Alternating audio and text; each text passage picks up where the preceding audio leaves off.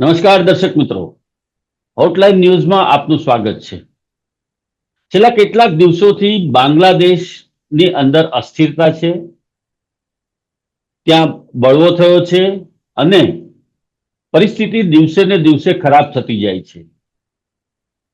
ભારત દ્વારા તેના ઉપર ચાંપતી નજર રાખવામાં આવી રહી છે. કેટલાક મુદ્દે અસરકારક પગલાઓ પણ ભરવામાં આવ્યા છે. ત્યારે હવે છેલ્લા 2 દિવસથી મ્યાનમાર બોર્ડર ઉપર જે છે આર્મી ત્યાંની, એ ત્યાંનું જે ગ્રુપ છે એના દ્વારા બાંગ્લાદેશની ચોકીઓ ઉપર કબજો કરવામાં આવ્યો છે. અને આ મુદ્દે વિશદ ચર્ચા કરવા માટે આજે આપણી સાથે જોડાયા છે સુરત શહેરના જાણીતા સિનિયર પત્રકાર હિમાંશુભાઈ ભટ્ટ. હિમાંશુભાઈ, સ્વાગત છે આપનું. નમસ્કાર કિરણ જી હિમાંશુભાઈ, બાંગ્લાદેશની મ્યાનમાર બોર્ડર ઉપરની પરિસ્થિતિ. મ્યાનમાર બોર્ડર ઉપરની પરિસ્થિતિને આપણે સમજીએ પહેલા એક વસ્તુ સમજી લો કે બાંગ્લાદેશ 4 તરફથી 3 તરફ તો ભારતથી ઘેરાયેલું છે.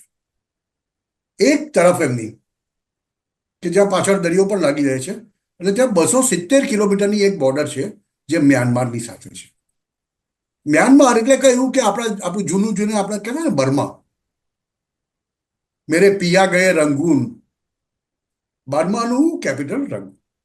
આ એ મ્યાનમારની વાત છે. હવે એનું નામ મ્યાનમાર છે. 4000 કિલોમીટરની સરહદ ભારત સાથે લાગે છે. બાંગ્લાદેશમાં સત્તા પલટો થયો પછીથી આ મોહમ્મદ યુનુસની રમકડા સરકાર આવી પછી સતત હિન્દુઓ ઉપર પ્રતાડન થઈ રહ્યું છે અને ભારે હિંસાનો સામનો ત્યાંની લઘુમતી પ્રજા એટલે કે હિન્દુ, બૌદ્ધ અને જૈન અને ક્રિશ્ચન લોકો કરી રહ્યા છે. હવે આમાં જ્યાં આગળ બાંગ્લાદેશની મ્યાનમાર સાથેની બોર્ડર છે, તે બોર્ડર ખાલી મેં કીધું ને 270 કિલોમીટરની જ છે. હવે પણ મ્યાનમારની જે બોર્ડર છે તે બોર્ડર ઉપર મ્યાનમારની લશ્કરી સેના નહીં, પણ મ્યાનમારમાં બળવો કરીને એક થ્રી બ્રધર્સ અલાયન્સ કહેવાય છે, તેની એક સેના છે that is called Arakan army. A Arakan આર્મીનો કબજો છે. અને આરાકાન આર્મી એ કોણ છે, એના ગુણધર્મ હું સીધી ભાષામાં સમજાવી દઉં છું કે આ સંપૂર્ણપણે લડાયક બુદ્ધ પ્રજા, બૌદ્ધ પ્રજાની બનેલી છે. લગભગ 25 થી 35-40 હજારની આ આર્મી છે વિથ હેવી આર્ટિલરી. અને એટલી સશક્ત છે, એટલી વેલ ટ્રેન છે કે એમણે મ્યાનમારની સત્તાવાર આર્મીને પેલી બાજુ મ્યાનમારના બીજા ભાગમાં ધકેલી આપી છે. આ રખીન સ્ટેટ કહેવાય એને. જેવી રીતે આપણા રાજ્યોના નામ છે મહારાષ્ટ્ર, ગુજરાત, એવી રીતે ત્યાં આગળ આ જે વિસ્તાર છે જે બાંગ્લાદેશને અડીને આવેલો છે તેનું નામ છે રખીન સ્ટેટ. અને રખીન સ્ટેટ ઉપર અત્યારે આ આરાકાન આર્મીનો કબજો છે. હવે આરાકાન આર્મીએ બાંગ્લાદેશની સામે નજર ઉઠાવી છે. એક તરફ બાંગ્લાદેશીઓ બૂમાબૂમ કરે છે, સૌથી વધુ ભણેલાથી માંડીને ગમારમાં ગમાર બાંગ્લાદેશી બી અત્યારે એક જ સુરમાં વાત કરે છે કે અમને તો ગ્રેટર બાંગ્લાદેશ જોઈએ છે. એટલે ગ્રેટર બાંગ્લાદેશ એટલે શું કે અમે તમારા કલકત્તાને સર કરીશું. એટલે પશ્ચિમ બંગાળ, બિહાર, ત્રિપુરા એ લોકોને બાંગ્લાદેશમાં સમાવી લેવું છે. એટલે એ લોકો ભારત પર આક્રમણની વાતો કરે છે. આ સમજવા જેવી વાત છે, ગ્રેટર બાંગ્લાદેશ. અને હવે સમયે જ્યારે એ લોકોની પાસે લગભગ 1.6 લાખની આર્મી છે, પણ હથિયારોના નામે કશું નથી. કે પેલા 40,000 સેલ એ પાકિસ્તાનથી મંગાવ્યા. 40,000 સેલ તો ભારતની આર્મી રોજ પ્રેક્ટિસમાં વાપરે છે. આના ઉપરથી સમજી લેવાનું કે એ લોકો 12 ડ્રોન મંગાવે છે તુર્કી પાસેથી. 12 ડ્રોનની તો કઈ વિસાત નથી. એટલે બાંગ્લાદેશ પાસે છે એવું કશું નહીં, લશ્કરી સીધી લડાઈએ નહીં લડી શકે. પણ તેમણે તેમની પાસેની જે બી આર્મી છે તે ભારતની સરહદે લગાવી ચૂકી. એટલે આ પશ્ચિમ બંગાળ અને બિહારની સરહદ. હવે આ બાજુથી નીચેનો ભાગ જે છે એનો દરિયાને મળી લાગીને આવતો અરાકીન સ્ટેટ મ્યાનમારનો, તે ભાગેથી આરાકાન આર્મીએ એમની ઉપર બોમ્બિંગ ચાલુ કર્યું છે, સેલિંગ ચાલુ કર્યું છે. હવે ત્યાં આગળ બાંગ્લાદેશની આપણે જેમ બીએસએફ છે, બોર્ડર સિક્યોરિટી ફોર્સ, એવી રીતે બાંગ્લાદેશની પણ છે. હવે એ બાંગ્લાદેશની એ એ પોલીસ ફોર્સ આ આર્મી સામે લડી શકે એવું નથી, કેમ કે એ લોકો પાસે મેં કહ્યું હેવી વેપન્સ છે. એટલે હેવી હથિયારોની સાથે જ્યારે આરાકાન આર્મી પેલી બાજુથી તોપમારો કરતી હોય, અને ત્યાં આગળ એ લોકોની સરહદ પાસે એક નદી છે, નુમ કે એવું કંઈક નામ છે એનું, મને એક્ઝેક્ટ યાદ નથી. એ નદીને પાર કરો એટલે બાંગ્લાદેશ, અને આ બાજુ જાઓ એટલે મ્યાનમાર, એવી સ્થિતિ છે. હવે આવી સ્થિતિમાં નીચે તમે નામ સાંભળ્યું હશે, સેન્ટ માર્ટિન્સ આઇલેન્ડ છે, કે જે સેન્ટ માર્ટિન્સ આઇલેન્ડ માટે અમેરિકાના પેલા રોબર્ટ લુએ શેખ હસીનાને જઈને ધમકાવ્યા હતા કે અમને આપી દો, અમારો એરબેઝ બનાવવો છે. અને બાંગ્લાદેશનું બીજા નંબરનું સૌથી મોટું શહેર, જેને આપણે ચિત્તાગાંવ કહીએ છીએ, ચિત્તગાંવ, એ પણ ત્યાં આવેલું છે. એની નીચે કોક્સેસ બજાર કરીને છે. ચિત્તાગાંવમાં બાંગ્લાદેશની સૌથી મોટું પોર્ટ છે. હવે આજે ચિત્તાગાંવ હિલ ટ્રેક કરીને આખો એરિયા છે ચિત્તાગાંવની આજુબાજુ, ત્યાં આગળ જે આદિવાસીઓ, કે આપણે જેને આદિવાસીઓ કહીએ છીએ, જે ટ્રાઇબલ્સ વસે છે, તે છે ચકમા ટ્રાઇબલ્સ. હવે એ પણ બધા બૌદ્ધ ધર્મી છે. પણ એની ઉપર આ જે સત્તા પલટો થયા પછી હરકતુલ અંસાર અને જેહાદી મુસ્લિમોએ જઈને પ્રતાડન કર્યું છે. બીજી સૌથી મહત્વની વાત કે આ આખા વિસ્તારમાં લગભગ 1.5-1.5 લાખ જેટલા રોહિંગ્યાસને મ્યાનમારથી યુનુસ લાવ્યો છે. જ્યારે આ આરાકાન આર્મી છે, જે બુદ્ધોની બનેલી છે, એમના સૌથી મોટા કટ્ટર દુશ્મન કોઈ હોય તો તે રોહિંગ્યાસ છે. હવે આવી સ્થિતિમાં જ્યારે ભારત સાથે તનાતની ચાલતી હોય, આટલી બધી ભારત સાથે દુશ્મનાવટ ચાલતી હોય, અને બીજી બાજુથી કોઈ મોરચો ખોલી નાખે તો શું હાલત થાય? કે આ સીધી સમજવાની વાત છે કે આપણે પાકિસ્તાન સાથે દુશ્મનાવટ ચાલતી હોય અને આ બાજુથી અક્ષય ચીનમાંથી ચીન અંદર આવી જાય તો શું કરો તમે? એવી જ કંઈક સ્થિતિ અત્યારે બાંગ્લાદેશની થઈ ગઈ છે. બાંગ્લાદેશના કેટલાક વિસ્તારોની અંદર આ લોકોએ કબજો કરી લીધો છે, એવી પણ એક વાત સામે આવી રહી છે. એમાં કેટલું તથ્ય છે? કબજો કરી લીધાની વાત નથી, સતત શેલિંગ ચાલે છે. શેલિંગ ચાલે છે. ઓકે, શેલિંગ ચાલે છે, ભયંકર શેલિંગ ચાલે છે અત્યારે. કેમ કે આ લોકો, Arakan army is a very strong force, અને લડાયક આર્મી છે. એ લડીને તો પેલા મ્યાનમારની આર્મીને પાછળ ધકેલીને એ આ રાખીન સ્ટેટને જીતી ચૂકી છે. જ્યારે બાંગ્લાદેશની સેના છે પણ લડી ક્યારેય નથી. જ્યારે આ તો ફાઇટર આર્મી છે. એટલે એ લોકોએ સેલિંગ કર્યું છે, એ લોકોની બોર્ડર બંધ કરી દીધી છે. સેન્ટ માર્ટિન્સ પરનો જે પણ અવર જવર હોય, જે પણ સંપર્ક હોય, તે બધો તોડી નાખ્યો છે બાંગ્લાદેશનો. એટલે બાંગ્લાદેશનો કોઈ સંપર્ક સેન્ટ માર્ટિન સાથે થઈ શકતો નથી. નીચેના જે ભાગ છે, ચિત્તાગાંવ હિલ ટ્રેક અને કોક્સ બજાર અને એ બધા એરિયાઓ, ત્યાં આગળ પણ ખરાબ હાલત છે. અને આરાકાન આર્મી માટે એવું કહેવાય, હજુ તમને એક બીજી માહિતી આપી દઉં.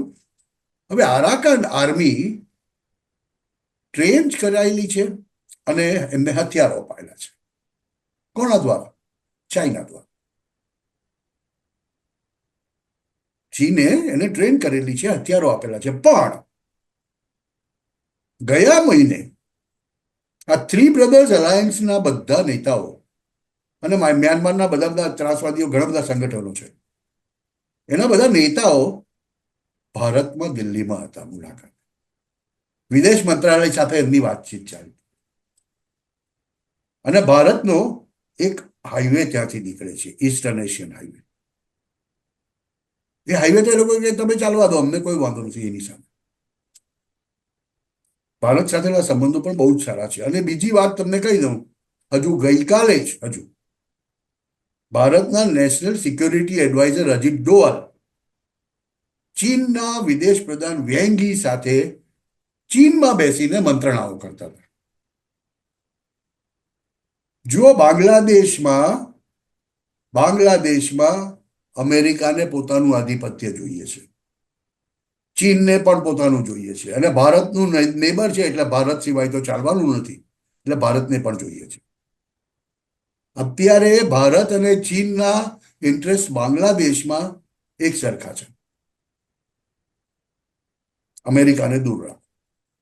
એ ક્યારે બને કે આ જે પેલી રમકડાની સરકાર છે એને ફેંકી દે. હું કશું કહેતો નથી કોણ શું કરાવી રહ્યું છે, પણ અચાનક આટલા વર્ષો સુધી નહીં, અને હવે અચાનક જ ભારત સામે લશ્કર ઊભું થયું બાંગ્લાદેશનું આ બાજુ, તો કેવી રીતે કે મ્યાનમાર સરહદથી અરાકાન આર્મી ઘૂસવાની વાત કરે છે. અરાકાન આર્મીએ મોરચો ખોલી નાખ્યો, અને કૂટનીતિ કહેવાય. અને બાંગ્લાદેશ માટે અત્યારે બહુ મુશ્કેલી ભર્યો સમય છે, કેમ કે ત્યાં બટાકા નથી મળતા, કાંદા નથી મળતા, ગાડીઓના સ્પેર પાર્ટ નથી મળતા, દિવસમાં 18 કલાક વીજળી નથી મળતી ઢાકાની બહાર. આ બધું ભારતથી જાય છે. ભારતે સંપૂર્ણ એક્સપોર્ટ બંધ કરી દીધું છે. લાઈનો ઊભી છે ટ્રકોની. કોઈ એક ટ્રક ડ્રાઈવર માંદો પડી જાય છે રસ્તામાં વચ્ચે, એટલે એની ટ્રક ભરીને એને ટ્રક ઊભી રાખી દે છે રસ્તા ઉપર. પાછળ 200 ટ્રકોની લાઈન છે, 2 દિવસ સુધી એમનું એમ પડી રહે છે. આવું બધું થઈ રહ્યું છે અત્યારે. એટલે જે બધા બહુ બધા સુપર હિન્દુઓ છે ને આપણા, જે કહે છે હિન્દુઓની પ્રતાડના થઈ રહી છે, હિન્દુઓ પર જુલમ થઈ રહ્યો છે, આપણે ક્યાં સુધી રાહ જોઈશું, આપણે યુદ્ધ કરવું જોઈએ, આપણે જઈને મારવા જોઈએ. ભાઈ મારા, એક પણ બુલેટ ચલાવ્યા વગર જો કોઈની શાન ઠેકાણે લાવી શકાતી હોય તો બુલેટ ચલાવવાની શું જરૂર છે? ઘણો મોટો ડિપ્લોમેટિક ખેલ, અને આ ખેલ ચાલવાનો છે ક્યાં સુધી? ખાલી 20 જાન્યુઆરી સુધી. જ્યાં સુધી બિડેનની સરકાર છે યુએસમાં ત્યાં સુધી ચાલવાનો છે. ત્યાં સુધી મોહમ્મદ યુનુસને સપોર્ટ કરવાનો છે. ટ્રમ્પે તો કહી દીધું છે હું એને સપોર્ટ કરવાનો નથી. અને ટ્રમ્પ માટે બાંગ્લાદેશ પ્રાયોરિટી નથી. એ તો ભારતને કહી દે છે કે તમારે જે કરવું એ કરો ભાઈ. હવે આવી સ્થિતિની અંદર બાંગ્લાદેશ કેટલું ટકશે, કેટલું સર્વાઈવ થશે, જોવાનું રહ્યું. કારણ કે પાણી માટે એ લોકો ભારત પર આધારિત છે, પૂર માટે એ લોકો ભારત પર આધારિત છે, દરેક વસ્તુ માટે ભારત પર આધારિત છે. અરે ભાઈ, 1,80,000 વિઝા મહિનાના અપાતા હતા બાંગ્લાદેશથી, મેડિકલ માટેના, મેડિકલ વિઝા. તેમાંથી અત્યારે હાર્ડલી 180 વિઝા અપાય છે. જે છોકરાઓ બાંગ્લાદેશના બહાર ભણવા જવા માંગતા હોય ને, અમુક રાષ્ટ્રોની તો એમ્બેસી બી નથી, આ કેનેડા છે કે ઓસ્ટ્રેલિયા છે કે ન્યુઝીલેન્ડ છે, એ લોકોને દિલ્હી આવવું પડતું હતું, અને દિલ્હીની એમ્બેસીમાંથી વિઝા લેવા પડતા હતા. હવે ભારતે વિઝા આપવાના બંધ કરી દીધા એમને ત્યાં આવવા. વિઝા બંધ કરી દીધા એટલે શું થયું? હાલત ખરાબ થઈ ગઈ. એ લોકોને કીધું કે ભાઈ તમે વિયેતનામ જઈને લો કે થાઈલેન્ડ જઈને લો, એટલા પૈસા છે નહીં. એટલે બાંગ્લાદેશની હાલત તો બહુ જ ખરાબ થવાની છે. આ શરૂઆત થઈ ગઈ છે એની. અને આરાકાન આર્મી જો ન કરે નારાયણ ને નદી ક્રોસ કરીને આ બાજુ આવી ગઈ તો બાંગ્લાદેશ જે પેલા બૂમાબૂમ કરતી હતી કે ભારતનું ચિકન નેક કાપી નાખીએ, નોર્થ ઇસ્ટના બધા રાજ્યોને અમારામાં મેળવી લઈએ, આમ કરીએ તેમ કરીએ. ભાઈ તારા ચિકનનો જે પગ છે ને તે કપાઈ ગયેલો છે. આરાકાન આર્મીએ એક્ઝેક્ટલી એ વસ્તુ કરેલી છે. આરાકાન આર્મી જ્યાં બેઠી છે ને તે ચિકનનો પગ છે, અને પગને અત્યારે એટલો ખરાબ ઘાયલ કરી દીધેલો છે, અને એને ક્યારે કાપી નાખશે ખબર જ નહીં પડે. એટલે ખેલ કૂટનીતિક ચાલી રહ્યા છે. કૂટનીતિક ખેલની વચ્ચે અજીત ડોભાલની ચાઇનાની મુલાકાત, અને એની પાછળ જ તરત જ આ જે એક્શન લેવામાં આવ્યા આરાકાન આર્મી દ્વારા, તો ભવિષ્યની અંદર, નજીકના ભવિષ્યની અંદર આમાં બીજા શું પરિવર્તનો આવી શકે? બીજા પરિવર્તનો કઈ નહીં. જો બહુ મને તો દેખાય છે આવતા 2 થી 3 મહિનાની અંદર બાંગ્લાદેશમાં ચૂંટણી ફૂટણી તો નહીં થાય પહેલા, પણ આ મોહમ્મદ યુનુસ અચાનક આવ્યો તો ને એવી રીતે ભાગી જશે.